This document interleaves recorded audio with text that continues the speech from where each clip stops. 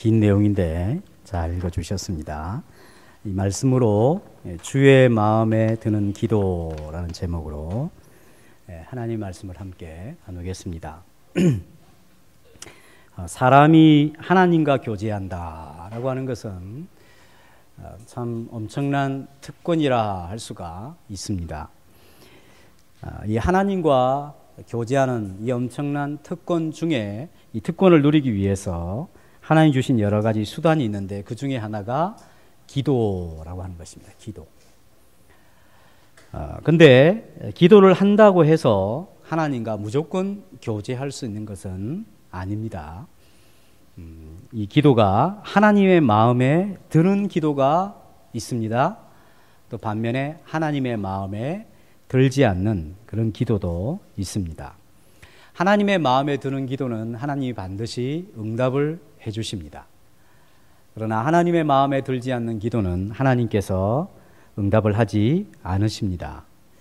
그러니까 하나님과 교제할 수 있는 특권, 이 하나님과 교제할 수 있는 특권인 기도를 하나님의 마음에 들게 해야 우리가 하나님께 응답도 있고 또 하나님과 교제하는 그 특권을 누릴 수가 있게 되는 것이죠. 그러면 어떻게 하나님의 마음에 드는 기도를 할까?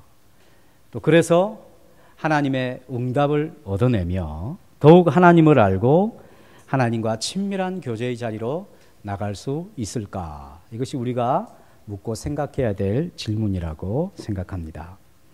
솔로몬은 다윗의 아들이었습니다. 이스라엘의 세 번째 왕이었습니다. 오늘 본문에 하나님께 기도하는 모습을 소개해 주고 있습니다. 솔로몬이 어떤 기도를 했기에 하나님의 마음에 쏙 들었을까? 그리고 응답을 경험하고 하나님과 더욱더 친밀한 자리로 나아갈 수 있었을까 하는 것을 살펴보았으면 좋겠습니다. 우리 10절 읽었던 3장 10절 한번 같이 읽어보겠습니다. 시작. 솔로몬이 이것을 구하매 그 말씀이 주의 마음에 든지라. 주의 마음에 들었다. 주의 마음에 드는 기도를 했다 하는 것이죠. 주님의 마음에 들기 위해서는 먼저 기도 전에 주님의 마음에 드는 준비가 있어야 한다 하는 것을 우리가 알아야 합니다. 즉 기도하기 전에 우리 마음의 준비가 더 중요하다 하는 것이죠. 솔로몬은 큰 산당이 필요했습니다. 왜냐하면 1000번의 번제를 드려야 했기 때문입니다. 여기 양으로 드렸는지 염소로 드렸는지 송아지로 드렸는지 아니면 다 큰 소로 드렸는지 알 수는 없습니다만은 어쨌든 번제를 한 번 드릴 때마다 어떤 짐승이든지 다 태워서 드려야 했습니다. 그러니까 1000마리의 번제를 그러니까 오늘 한 번 하고 내일 한 번 하고 그래서 1000일째 3년 동안 이렇게 드렸던 것은 아닌 것 같습니다. 그죠? 그러니까 또 한꺼번에 1000마리를 드리기는 너무나 많은 양이었을 겁니다. 그러니까 이 1000마리를 드리되 하루 동안에 드리되 몇 번 이렇게 걸쳐서 1000마리를 드렸을 가능성이 있습니다. 그러니까 왜 그러면 이 큰 산당이 필요했냐면 이렇게 1000번의 번제를 드려야 하기 때문에 큰 산당이 필요했죠. 그래서 아마 기본 산당이 굉장히 컸던 산당이었던 것 같습니다. 자, 1000번의 번제를 드린다라고 하는 것은 일단 엄청난 양의 짐승이 죽어야 합니다. 그것을 돈으로 바꾸고 환산해 보면 엄청난 재정이 소비되어야 한다는 것이죠. 뭐 한 마리당 10만 원이다 하더라도 얼마죠? 1억이죠, 1억. 1억 이상의 제사를 드리는데 필요한 경비가 소요되는 것이죠. 게다가 이것이 혼자서 무슨 다 하는 것이 아니라 왕이 출두하게 되면 수많은 대신들이 따르게 될 것이고 또 제사를 드린 데 있어서는 제사장이 필요합니다. 거기도 수종도는 레위인들도 필요하죠. 그러니까 엄청나게 많은 사람들이 대동이 되고 수많은 경비가 지출이 되는 그런 엄청난 행사였습니다. 자, 이렇게 하나님 앞에 번제를 드릴 수 있었던 것은 솔로몬이 왕이라서 드릴 수 있었을까요? 물론 그렇죠. 왕이었기 때문에. 아니면 솔로몬이 너무너무 부자, 재산이 많아서 이렇게 하나님 앞에 드릴 수 있었을까요? 그렇죠. 가난하면 어떻게 이렇게 드리겠습니까? 아니면 솔로몬이 자신의 신앙이 얼마나 대단한지 사람들에게 과시하기 위하여, 보여주기 위하여 이런 번제를 드렸을까요? 왕이라서, 재산이 많아서, 왕이기 때문에, 재산이 많기 때문에 꼭 이런 번제를 드릴 수 있는 것은 결코 아니지요. 그러면 왜 이런 번제를 드렸을까? 그것은 뒤에 나오는 솔로몬의 마음의 고백을 통해서 읽어볼 수 있는데, 그것은 바로 솔로몬이 하나님에 대하여 너무너무 간절한 표현이 천번 번제로 드렸다 하는 것입니다. 자기가 왕이 되어서 이제 통치를 해나가야 되는데 어떻게 해야 될지 모르고, 하나님의 도움이 너무 절실한 것이죠. 그래서 자기가 할 수 있는 최상을 하나님 앞에 마음을 표현하는, 마음으로 준비한 표현이라고 할 수가 있습니다. 또 이 제사를 받으시는 하나님에 대한 경배죠, 경배. 즉 이 제사를 받으시는 하나님을 귀하게 여기는 솔로몬의 마음의 표현이라고 할 수가 있습니다. 우리가 그렇지 않습니까? 정말 간절하다면 어떤 장벽이 있어도 그 장벽을 넘어서려고 하겠죠. 내 자식이 소위 만약 예를 들면 그럴 수는 없지만 몹쓸병에 걸렸다. 이 몹쓸병을 고칠 수 있는 사람이 누군가가 있다. 근데 돈이 엄청나게 든다. 그럼 어떻게 하겠습니까? 무슨 수를 써서라도 자식을 고쳐야 된다고 하는 간절함이 크기 때문에 그 사람에게 찾아가려고 할 것입니다. 솔로몬이 마치 그와 같은 태도였다 하는 것이죠. 또 내가 정말 귀하게 여기는 사람이 있으면 그 귀하게 여기는 것만큼 내가 그 사람에게 말을 합니다. 내가 그 사람을 귀하게 여기는 것만큼 그 귀한 수준에 따라서 선물을 합니다. 식사도 그에 맞게 대접을 하는 것이죠. 싸구려 음식을 사더라도 거기에 온갖 정성과 마음과 배려가 있게 되는 거죠. 그죠? 상대방을 귀하게 여기면.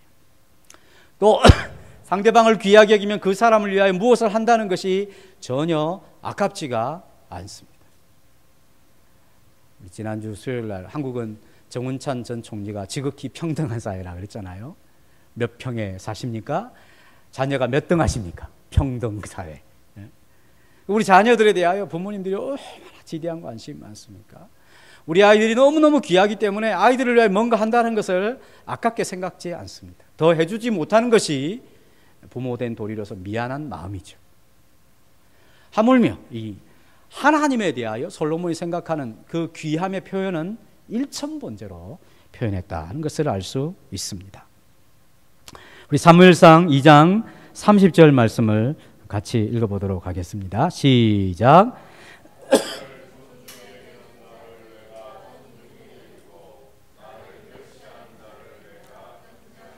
아멘. 나를 존중히 여기는 자를 내가 존중히 하게 여기고 나를 경멸하는 자를 내가 경멸하리라. 나를 멸시하는 자를 내가 경멸하리라. 하나님은 자기를 존중히 여기는 자를 존중해 주시는 분이십니다. 하나님을 별것도 아닌 분으로 여기면 하나님도 그 사람을 별것 아닌 것으로 여기십니다. 이것은 굉장히 중요한 영적 원리이기도 합니다. 이것은 사람들 간에도 마찬가지 원리이기도 하죠. 근데 하나님께서 우리를 대하시는 영적인 원리입니다. 하나님을 존중히 여기면 하나님이 존중히 여겨주시는 거죠. 솔로몬이 하나님 앞에 간절하고 하나님을 귀하게 여기고 일천번제로 마음을 준비를 했을 때 하나님께서는 그 마음을 먼저 받아주시는 것입니다. 여러분, 이 땅에서 하나님을 정말 이 세상 어떤 것보다도 귀하게 여기는 사람들이 되셔서 하나님이 여러분들을 또한 이 세상 어떤 것보다도 귀한 존재로 여기는 그런 은혜가 있으시기를 바랍니다. 솔로몬이 이제 일천번제를 했는데 아마 하루 종일 번제를 드리고 얼마나 피곤했겠습니까? 저녁에 잠이 들었던 것 같아요. 꿈에 하나님께서 솔로몬에게 나타나셔서 거두절미하고 바로 단도직입적으로 솔로몬에게 묻습니다. 내가 너를 위하여 무엇을 하여 줄꼬? 이렇게 묻습니다. 솔로몬이 바로 이야기하지 않고 몇 가지를 쭉 들어서 이야기를 하는데 먼저 이렇게 이야기합니다. 하나님, 제가 지금 있는 이 왕의 자리는 제 실력으로 된 자리가 아닙니다. 하나님, 제가 왕이 될 수 있었던 것은 제가 노력해서 얻은 자리도 아닙니다. 그저 하나님께서 저를 선택하시고 저에게 선물로 주신, 은혜로 주신 자리입니다. 이 고백을 하죠. 우리 6절 한번 볼까요? 6절, 3장 6절 제가 읽어가겠습니다. 솔로몬이 이르되 주의 종 내 아버지 다윗이 성실과 공의와 정직한 마음으로 주와 함께 주 앞에서 행함으로 주께서 그에게 큰 은혜를 베푸셨고 주께서 또 그를 위하여 이 큰 은혜를 항상 주사 오늘과 같이 그의 자리에 앉을 아들을 그에게 주셨나이다. 나의 하나님 여호와여, 주께서 종으로 종의 아버지 다윗을 대신하여 왕이 되게 하셨사오나. 나의 하나님 여호와여, 당신이 주께서 나로 하여금 아버지를 대신하여 왕이 되게 하셨다. 하나님께서 나를 왕 되게 하셨다. 이렇게 표현하고 있는 것입니다. 자, 여기 보니까 솔로몬이 아버지 다윗을 평가하는 것이 6절에 이렇게 나와 있죠. 주의 종 내 아버지 다윗이 성실과 공의와 정직한 마음으로 하나님과 함께 하나님 앞에서 행하였습니다. 누가 이것을 평가하는 거죠? 솔로몬이.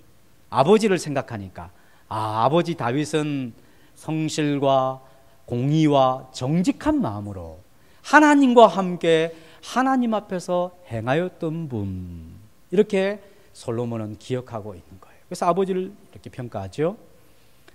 여러분, 자식이 내 아버지는 이런 아버지였습니다 라고 평가한다면 그분은 참으로 성공한 인생이 아니겠습니까? 목사가 성도들에게 우리 목사님은 성실과 공의와 정직한 마음으로 하나님과 함께 살려고 하고 하나님 앞에서 살았던 목사였습니다. 이런 평가를 받는다면 성공한 목회이지 않겠습니까? 우리 성도들을 아는 지인들로부터 이런 놀라운 평가를 받는다면 얼마나 복된 사람이시겠습니까? 그런 놀라운 은혜가 저와 여러분들에게 있어지기를 바랍니다. 자, 그런데 이 말을 할 때도 솔로몬이 다윗이 이렇게 했기 때문에 잘나서 다윗이 그 왕의 자리를 가지게 되었으면 이렇게 말하지 않고 하나님이 그럼에도 불구하고 큰 은혜를 베푸셔서 내 아버지에게 왕의 자리를 주셨다가 이제 또다시 큰 은혜를 베푸셔서 하나님이 저로 하여금 왕이 되게 하셨습니다. 이렇게 고백을 하고 있습니다. 사실 솔로몬이 맞이가 아니었습니다. 다윗이 처가 여러 명이 있었습니다. 영웅은 호색인지 모르겠습니다만 하여튼 처가 여러 명이 있었어요. 그래서 적어도 이 솔로몬 위에 성경에 기록된 형들, 알려진 형들만 9명이 9명. 더 있는지 모르겠지만 거의 10번째, 어쨌든 한 10명 정도의 형들이 있었습니다. 그 중에 압살롬하고 아도니아 같은 형들은 그 용모가 출중하고 언변이 뛰어나서 그 유력한 사람들이, 수많은 사람들이 막 따라다니고 왕으로 세우려고 했던 그런 사람이었습니다. 그것에 비하면 솔로몬은 정말 서열이나 능력적인 면에 있어서나 외모적인 부분에 있어서 왕이 될 수 없는 사람이었습니다. 게다가 자기 어머니가 밧세바였어요. 밧세바의 원래 남편은 우리아라고 하는 다윗의 휘하에 있는 장수였습니다. 근데 다윗이 자기 어머니를 범했죠. 임신을 하게 됐어요. 이것을 숨기기 위해서 전장에 있는 우리아를 불렀는데 우리아가 너무 충성스러워요. 지금 자기 위에 대장군과 밑에 부하들이 전쟁에서 생사가 왔다 갔다 하는데 자기가 어찌 내 아내에 들어가서 편안히 잠을 잘 수 있겠습니까? 그럴 수 없습니다. 해가지고 할 수 없어서 이제 다윗이 편지를 하나 써줬죠. 요압 대장군에게 이것을 꼭 보여줘라. 요압 장군이 보니까 이 우리아를 제일 치열한 전투에 함께 들어가서 막 전쟁하고 있을 때 몰래 빠져나오라는 거예요. 그래서 이제 그 명령대로 했죠. 요압 장군은 왕의 명령이니까.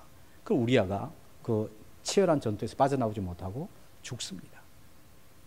그래서 이 밧세바를 이제 정식 아내로 맞이하게 되어서 하나님 이것을 굉장히 못마땅히 여기시고 그 임신한 아들이 죽죠. 태어난 지 얼마 안 돼서. 그리고 태어난 아들이 누구냐면 솔로몬이었습니다. 이 솔로몬도 그 출신 배경을 알았을 거 아니에요.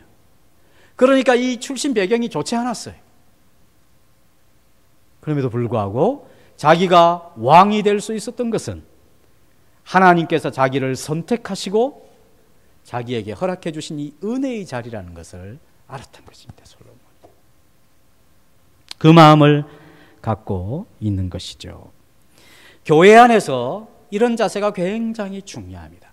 하나님이 나를 선택하시고 여기 있게 하셨다. 내가 이 자리에 있게 된 것은 전적인 하나님의 선물이요 은혜이다. 이런 자세가 굉장히 중요합니다. 내 모든 것은 하나님이 주신 것이다. 물론 거기에 여러분들의 눈물이 있고 남다른 고통이 있었을 것입니다. 어떤 사람은 그냥 인생을 마감해 버릴까 이런 고통의 순간도 지나왔을지 모르겠습니다. 지금도 여전히 고통 중에 있는 분도 있어요. 그런 거 제가 모르는 바 아닙니다. 그러나 이 모든 것 또한 하나님의 은혜다.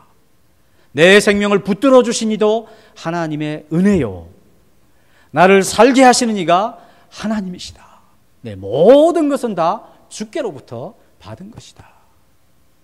하나님 참 감사합니다. 이런 태도가 얼마나 중요한지 모릅니다.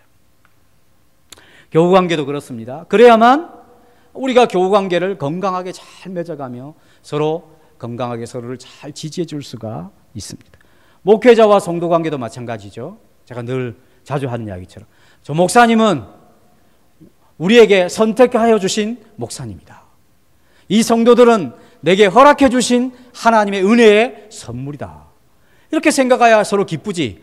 저 목사님 바꿨으면 좋겠다 우리. 여러분 얼마나 서로 불편하겠어요. 저 성도가 교회에 빠져나갔으면 내가 얼마나 편하게 목회할 수 있겠는가. 이러면 얼마나 불편하겠어요. 그렇죠? 하나님이 주신 사람들이다. 부모와 자식 간에도 마찬가지죠. 부모들이 이제 자녀들을 향하여 잘해보라고 하는 것이 자꾸 이제 자녀들이 들을 때는 잔소리죠, 잔소리. 잔소리 좀 그만해라. 그런데 사랑의 표현인데 그게 조금 미숙해서 잔소리를 들을 수가 있겠죠. 그렇다고 부모 바꿔주세요, 하나님. 이러면 안 되죠. 내가 선택할 수 있는 게 아니죠. 내 부모를 통하여 나는 그냥 하나님이 선택해 주셔서 내 엄마가 되고 내 아빠가 되신 분의 슬하에서 자라게 된 것입니다. 참 감사하다. 이렇게 부모에 대하여 긍정적인 생각이 들고 그런 자녀를 볼 때 부모가 마음이 넉넉해지는 것이죠. 부모 또한 마찬가지입니다. 아이고 내 속에서 어떻게 저렇게 골통이 나왔나 이러면 안 되죠. 다 자기의 그 골통 같은 게 있는 겁니다 원래. 그게 보이니까 내 안 좋은 점이 보이니까 막 내가 싫어서 하는 말이죠. 내게 주신 하나님의 선물이다. 내게 주신 것이니까 내가 잘 이렇게 경영을 하고 잘 따뜻거려서 더 기쁨이 충만하도록 잘 빚어가야지.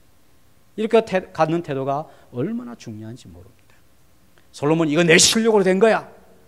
그래 다 형들 뭐 잘난 거 있지만 결국 내가 이 왕권을 차지한 거 아니야. 이래버리면 이제 그 왕권을 가지고 사람을 죽이는 일밖에 더 하겠습니까? 다 하나님의 은혜다. 선물이다. 이것이 우리의 마음을 얼마나 따뜻하게 하는지 모릅니다.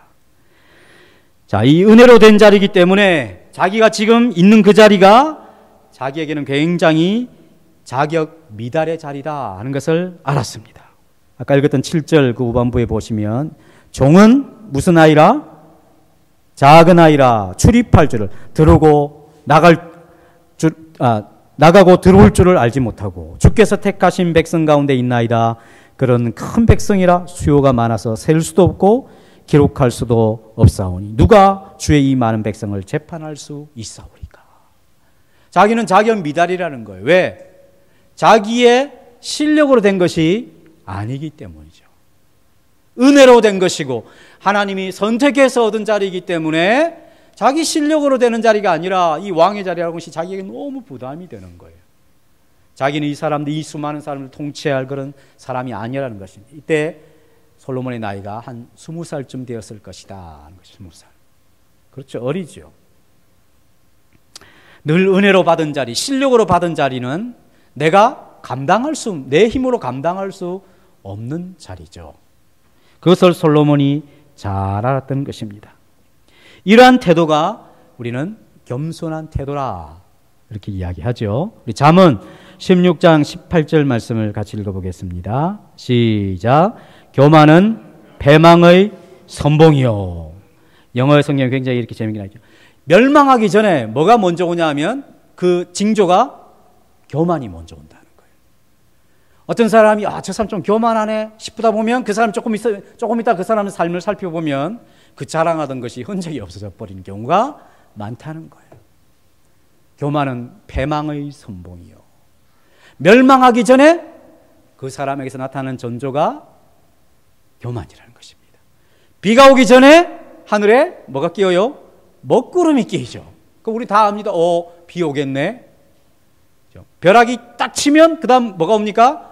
천둥 소리가 들리죠. 빛이 소리보다 빠르기 때문에.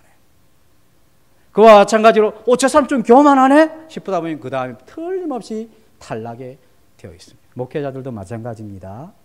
목회자들이 뭐 어깨 으쓱하고 거드름 피울 게 뭐가 있습니까? 교회를 하다 보니까 막 교회 성도들이 막 늘어나고 성도들이 목회자를 막 칭찬하고 외부 강의가 많아지고 차가 티코에서 조금 더 좋은 걸로 바뀌고 막 이러면 목회가 내가 잘하는 것보다 막 이렇게 생각해요. 남들한테 제가 아닙니다 막 하면서도 그런 게 은연중에 드러나면 그 목회자 나중에 실수하는 경우가 대부분입니다.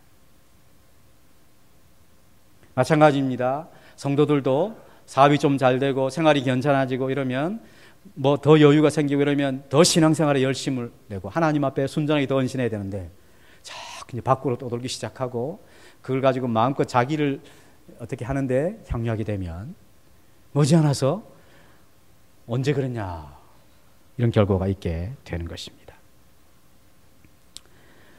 일어서게 하는 기준이 있습니다. 넘어지게 하는 기준이 있다고 성경은 이야기합니다.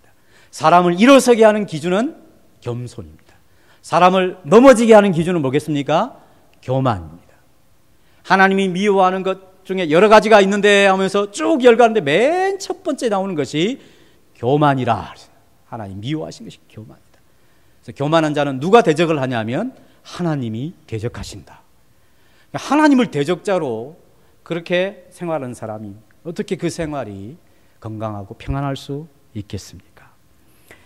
이스라엘의 첫 번째 왕이었던 사울은 백성들 앞에 겸손했을 때에 왕이 되었습니다.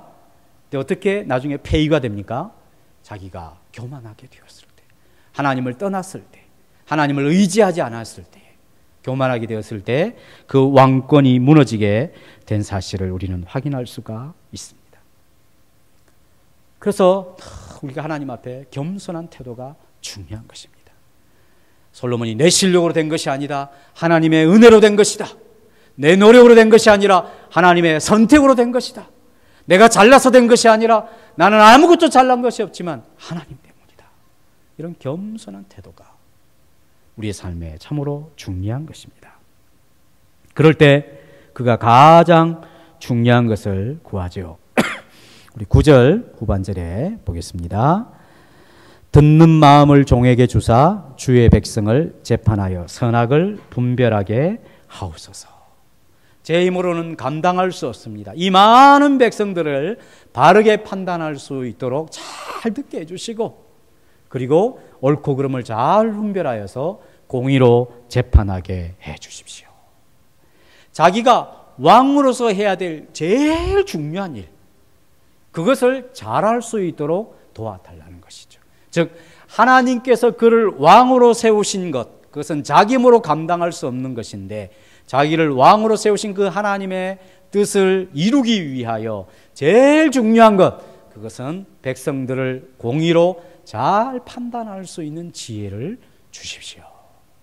그것을 기도했던 것입니다. 자, 이런 기도에 다시 10절 한번 더 읽겠습니다. 시작. 솔로몬이 이것을 구하매 그 말씀이 주의 마음에 든지라. 솔로몬이 이것을 구하자 하나님이 정말 마음에 드는 기도였습니다. 그래서 11절에도 보니까 이에 하나님이 그에게 이르시되 네가 이것을 구하도다. 네가 이것을 구하도다. 이렇게 평범하게 읽을 내용이 아니죠. 네가 이것을 구하느냐? 이렇게 말하는 것이죠. 즉 하나님이 너무 놀라고 감격스러워서 하시는 말씀입니다. 우리도 그렇지 않습니까? 어떤 우리 아이들이나 우리 자녀들이나 우리 주변에 있는 아이들이 나이는 어린데 나이에 비해서 너무 성숙한 생각을 하고 막 이러면 세상에 그런 생각까지 다 하느냐 그러죠. 하나님 마치 그런 것입니다. 지금 솔로몬이 네가 이것을 구하는도다. 세상에 내가 기도를 엄청나게 많이 들어봤는데 그렇죠? 하나님 얼마나 기도를 많이 들으시겠어요. 그런데도 계속 부르짖으라 이야기하죠. 우리는 몇 사람들 막 힘든 이야기 들으면 그냥 막 너무 지치잖아요. 그죠? 막 진이 다 빠지잖아요. 한 상담 한 두세 명 하면 그냥 하루 다 가버리는데 막 하고 나면 온전히 진이 쫙 빠집니다. 근데 하나님은 모든 사람이 다 부르짖으래요. 근심도 슬픔도 막 고난도 애매한 인간관계도 다 부르짖으래요. 그러니까 하나님이 얼마나 많은 기도를 들으셨겠어요. 근데 하나님이 이런 기도는 처음 들어보는 것처럼 놀라면서 말씀하시죠. 네가 이것을 구하는도다. 어떻게 이런 것을 구할 수 있느냐. 하나님이 깜짝 놀라셨어요. 그래서 하나님 말씀하십니다. 사람들이 보통 구하는 것은 장수를 구한 장수. 오래 사는 것. 그리고 엄청난 부귀를 구하는 것이죠. 심지어는 어떤 사람은 자기의 원수가 있어요. 그러니까 원수에게 때려 죽을 수도 없고 자기가 하나님 그 원수의 생명을 멸하여 주십시오. 이렇게 보통 사람들이 인생들이 구하는 것은 그것인데 너는 어찌하여 그런 것들은 다 아무것도 구하지 아니하고 너에게 주어진 그 직책을 잘하여서 내 뜻을 이루는 일에 힘쓰는 그 일을 그 지혜를 구하느냐 이렇게 이야기하죠. 그러니까 여러분 이 세상에서 살아가는 우리 주변 사람들을 보십시오. 그렇죠? 얼마나 많은 장수, 특히 장수는 골골골 하면서 장수하면 이것은 저주죠. 그래서 건강하게 오래 살기 위해서 요즘 얼마나 많은 투자를 하고 연구를 하고 또 사람들은 거기에 마음을 두고 그러니까 오늘도 이 장수의 삶을 위해서 지금 저 산으로 들로 얼마나 많은 사람이 나갑니까? 그죠? 교회에 오는 사람보다 거기로 나간 사람이 더 많죠. 여러분 이런 숫자 있죠? 앞에 화면 보실까요? 아실 거예요. 9988-234 이게 뭐죠? 99세까지 팔팔하게 살다가 2, 3일 동안 아야아야 하다가 죽자. 아니다. 모든 사람들의 소망이죠. 99세까지 팔팔하게 살다가 2, 3일 동안 아야아야 하다가 죽자. 그런 생각을 하는 거죠. 근데 이것이 사람의 뜻대로 됩니까? 많은 사람들은 그런 생각을 하고 있는 것입니다. 그런데 솔로몬이 구하는 것은 사람들의 굳은 일과 어려운 일과 이런 일들을 잘 듣고 그것을 분별하는 지혜를 갖게 해 주십시오. 왜 그렇습니까? 자신이 지금 세워진 그 자리가 책임이 엄청 큰 것입니다. 그 자리가 어떤 책임이냐면 하나님이 이스라엘의 왕이 되셔서 직접 이스라엘을 다스리고 통치해야 되는데 그 일을 자기를 세워서 하신다는 것을 알았거든요. 자기가 하는 말 한마디, 자기가 어떤 사람, 두 사람 간에 어려운 일이 있을 때 판단해서 내리는 결정은 자기가 내린 결정이지만 그것이 하나님이 내린 결정인 것처럼 시행되기 위해서 자기에게 주어진 자리라는 것을 알았습니다. 특별히 이 왕이라고 하는 자리는 하나님의 왕권을 대신하는 그런 자리인 것을 알았어요. 하나님께서 하나님의 원대로 이 백성들을 다스려야 되는 그 자리에 자기를 세웠다고 하는 부담감이 컸던 것입니다. 그렇지만 자기는 이 하나님이 기뻐하시고 하나님이 원하신 일을 해야 하는 일이 자기에게 주어진 사명이다 생각을 한 것입니다.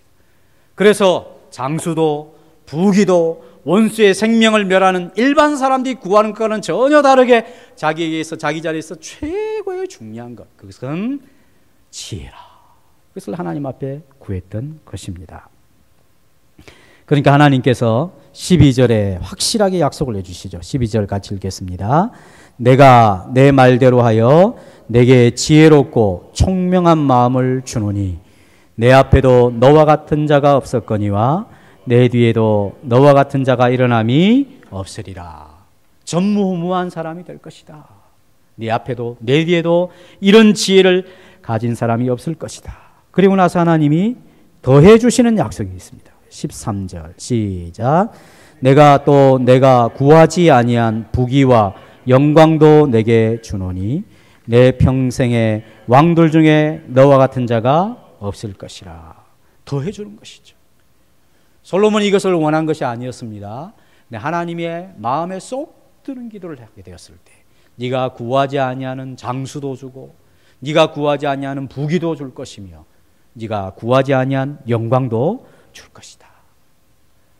다른 왕들이 또 내 후손들이 있을 것이지만 너와 같은 왕은 없을 것이다. 하나님이 특별한 혜택들을 주시고 있다는 것을 알 수 있습니다. 사람들은 하나님 앞에 기도한다 그랬을 때 늘 기도 내용이 뭡니까? 더 많은 것을 자꾸 얻어내려고 하죠. 더 많은 것을 차지하려고 기도하는 경우들이 많이 있습니다. 이것들은 다 이방 사람들이 구하는 것들이라 예수님이 말씀해 주죠. 신약에 와서 무엇을 먹을까, 무엇을 마실까, 무엇을 입을까, 이런 걱정과 염려, 이런 것들은 다 이방인들이 구하는 것이다. 그러나 너희는 그런 것을 구하지 말라 했어요. 예수님이 말씀하시는 교훈을 한번 읽어보겠습니다. 마태복음 6장 33절 시작. 그런즉 너희는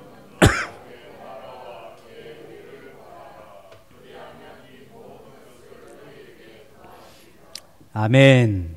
같이 아멘 합시다. 아멘.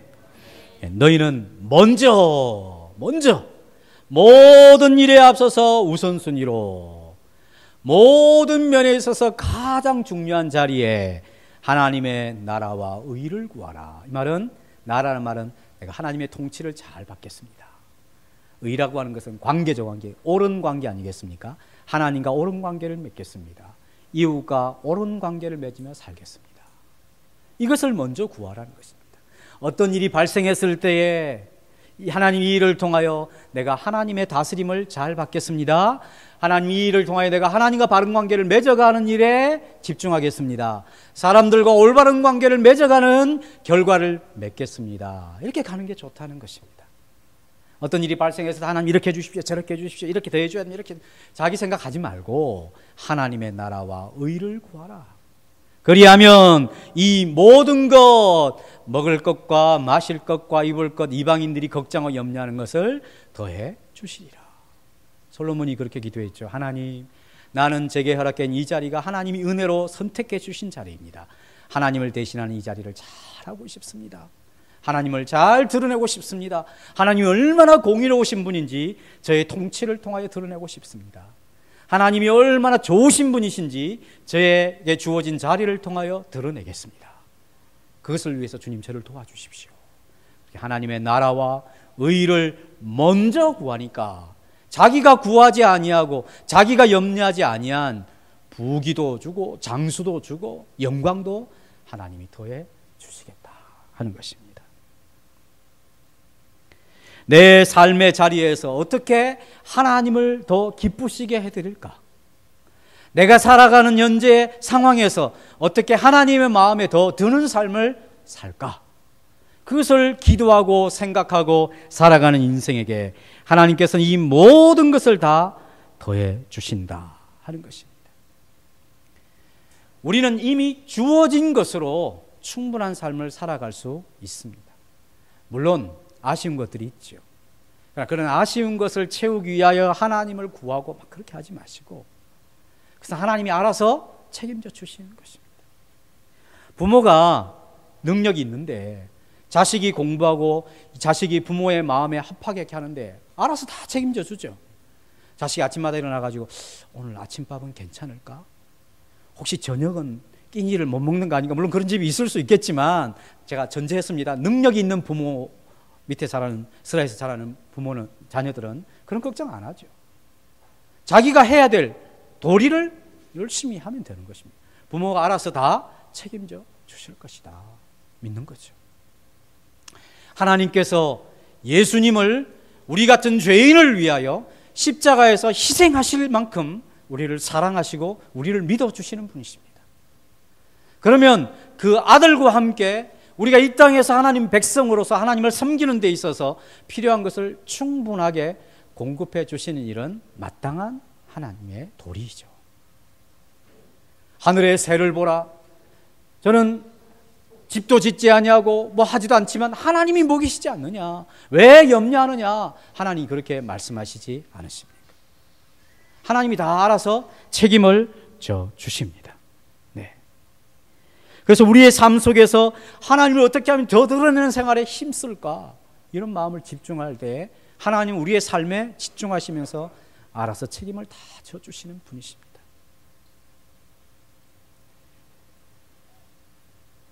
이 이방인들이 구하는 것을 기독교인들이 대부분 구하고 살아감으로 말미암아 기독교와 불교와 유교와 다른 종교가 선이 없어요.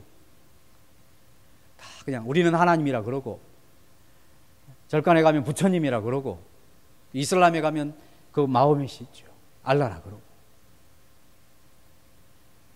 하나님께서 예수 그리스도를 희생하여 교회를 세우신 것은 그냥 신의 이름만 바꾸고 다 똑같다 그렇게 하기 위해서 주신 것이 결코 아닙니다.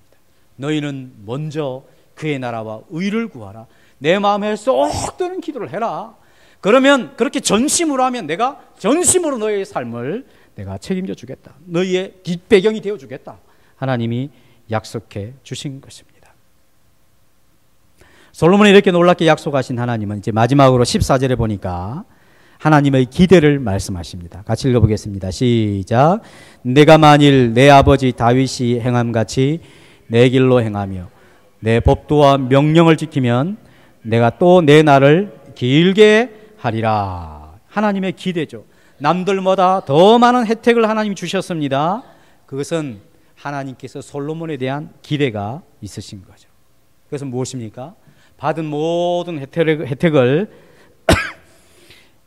기회를 잘 선용해서 하나님의 뜻에 잘 맞게 사용하기를 원하시는 것이죠. 솔로몬이 이렇게 처음은 참 좋았는데 나중에 어떻게 되죠? 타락하죠. 타락. 엄청나게 타락하죠. 자기의 타락으로 말미암아 자기 당대는 아니지만 자기 아들 때에 남쪽과 북쪽으로 이스라엘이 나눠버리죠. 북쪽은 10지파가 차지하고 남쪽은 2지파가 차지하게 되어서 이 2지파를 솔로몬의 아들이 통치를 합니다. 그 빌미를 누가 제공했냐면 솔로몬이 제공을 했습니다. 솔로몬이. 왜? 타락을 했거든요. 엄청난 기회를 잘 선용하지를 못했습니다. 그래서 예수님께서 이렇게 이야기하시죠. 어찌 의복을 위해서 염려하느냐? 들의 백합화가 어떻게 자라는가 생각하여 보라. 수고도 아니하고 길쌈도 아니하지만 참 아름답지 않느냐? 솔로몬의 모든 영광으로도 입은 것이 이 꽃 하나만 갖지 못했다. 그 말은 저는 이 성경 읽을 때마다 솔로몬이 입은 그 영광이 얼마나 큰데 잠시 그 들에 핀 그 백합화 꽃보다 못할까? 혹시 여러분 그런 생각하지 않았습니까? 비교가 안 돼. 그래도 솔로몬의 입은 영광이 훨씬 큰데 이런 생각이 안 들었어요? 저만 믿음이 없습니까? 저는 늘 그런 생각이 들었어요. 그런데 제가 이 말씀을 준비하면서 이것이었구나. 솔로몬이 그렇게 엄청나게 입은 영광이 있어도 그것을 자기를 선용하니까 썩은 냄새밖에 안 난다는 거죠. 근데 들의 백합화는 비록 잠시 있다가 사라지는 것이라 할지라도 그 자태를 뽐내면서 자연과 조화를 이루고 사람들로부터 야, 참 이쁘다 이런 칭송을 받지. 자기 자리를 잘 지키다라는 겁니다. 하나님께서 그 꽃, 들꽃에 주어진 그 사명과 소명을 잘 지키다라는 거죠. 그래서 하나님의 영광을 드러낼 수 있었습니다. 그러나 솔로몬은 그것과는 비교할 수 없는 엄청난 영광을 입고도 도리어 썩은 냄새밖에 나지 않는 결과를 맞이하게 되니 들의 백합화보다 못하다 말이죠. 이 얼마나 비참한 생애입니까? 사랑하는 성도 여러분, 솔로몬은 하나님의 백성을 맡은 왕으로서 하나님의 나라와 의를 구하는 그런 하나님의 마음에 쏙 드는 기도를 했습니다. 그랬을 때 하나님이 어떻게 이런 기도를 할 수 있느냐 너무너무 놀라시면서 감격해 하셨죠. 정치 지도자들이 대통령이나 국무총리나 장관이나 의원이나 이런 사람들이 맡은 일이 굉장히 중요합니다. 그런 사람은 나라의 월급만 받고 충분히 살 수 있어요. 제가 보니까 저보다도 많이 받아요.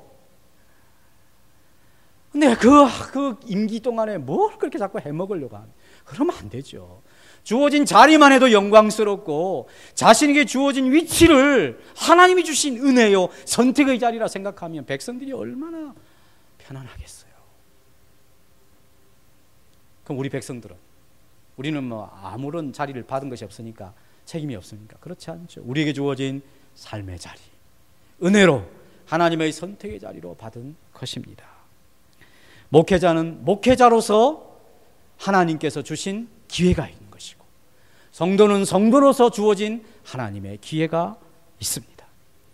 더 많이 가지려는 이 세상이 구하는, 이 이방 사람들이 구하는 그런 탐욕을 버리고 이미 받은 은혜를 족한 줄로 알아서 내 모든 삶의 자리에서 하나님의 나라와 의를 먼저 구하는, 하나님의 마음에 쏙 들어서 하나님이 기뻐하시는, 그래서 하나님이 모든 것들을 더해 주시는 은혜가 우리 모든 성도들에게 있어지기를 주님의 이름으로 축복합니다. 기도하겠습니다.